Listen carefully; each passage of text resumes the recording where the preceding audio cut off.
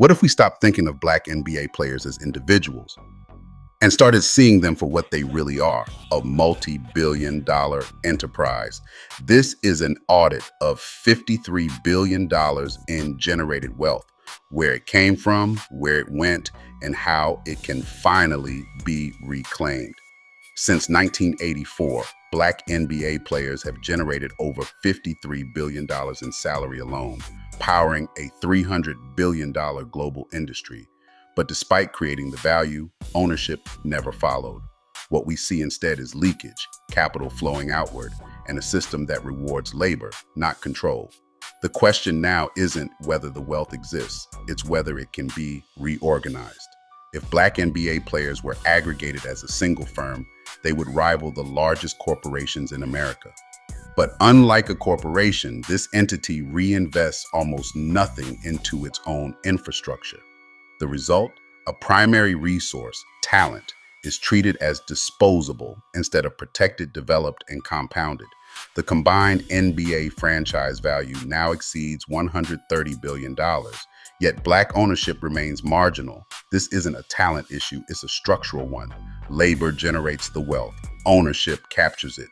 Over the last 25 years, player capital didn't just disappear, it was exported, invested into international academies, leagues, and pipelines, systems that now compete directly with the domestic grassroots that produced the talent in the first place. The irony is painful. The source was starved to fund its own replacement. Even well-intentioned investments often reinforce the same system.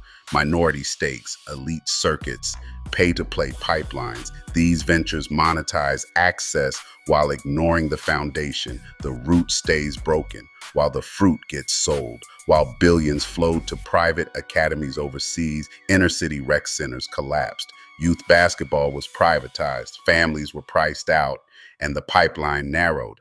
Not because the talent disappeared, but because access did. This isn't about bad actors.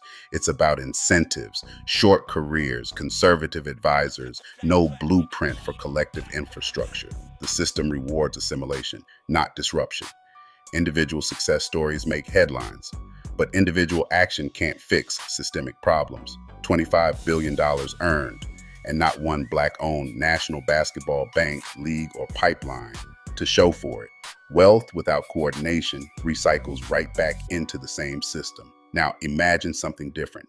Not charity, not philanthropy, a coordinated contribution, just 2 to 5% of top-tier contracts, pooled into a centralized community basketball trust. Over 10 years, that becomes $1 billion infrastructure play. The goal isn't gyms, it's control. 100 state-of-the-art training hubs, 0 pay-to-play barriers, community-operated facilities where value stays local and talent development becomes an asset, not a gamble. Talent access feeds content. Content creates revenue. Revenue is reinvested into training, scholarships, and facilities. This isn't extraction. It's a closed-loop wealth engine. The return isn't just financial, it's pipeline security, local job creation, Black-owned vendor ecosystems, and cultural leverage, bargaining power that doesn't disappear after retirement. This is the shift, from getting out of the hood to rebuilding it, from individual exits to collective sovereignty, from players as labor to players as architects. The numbers confirm it's possible. The urgency confirms it's necessary. The era of disconnected individuals must end. The capital already exists. The only question left is simple. Do we have the will to do it? We love the league, but we learn to